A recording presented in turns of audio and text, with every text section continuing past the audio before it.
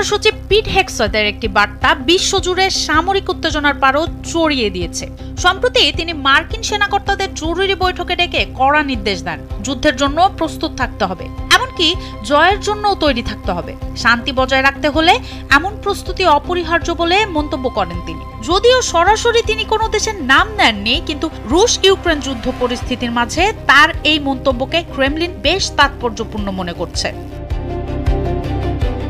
মার্কিন president Donald ট্রাম্পও সম্প্রতি Ukraine যুদ্ধ দ্রুত শেষ করতে রাজি না হওয়ায় রাশিয়ার প্রেসিডেন্ট ভ্লাদিমির পুতিনের উপর হতাশা প্রকাশ করেছেন। তিনি পুতিনকে উদ্দেশ্য করে বলেন, আপনি কি কাগজের বাঘ? ট্রাম্পের প্রশাসন কিয়েভের দিকে ঝুঁকে সাহায্য করার বার্তা দিচ্ছে। এর আগেও ইসরায়েল ইরান সংঘর্ষের মতো পরিস্থিতিতে মার্কিন সেনারা সরাসরি হামলা চালিয়েছে। তাই যুদ্ধের প্রস্তুতি সংক্রান্ত এই ঘোষণা ভালো চোখে দেখছে না ক্রেমলিন।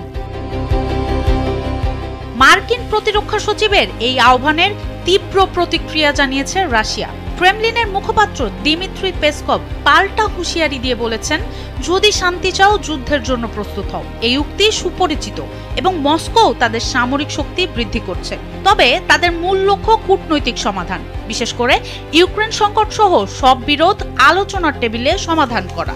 সব মিলিয়ে শান্তি বজায় রাখার নামে দুই পরাশক্তির এই সামরিক শক্তি বৃদ্ধির প্রতিযোগিতা আবারও বিশ্বকে এক অনিশ্চিত ভবিষ্যতের দিকে ঠেলে দিচ্ছে।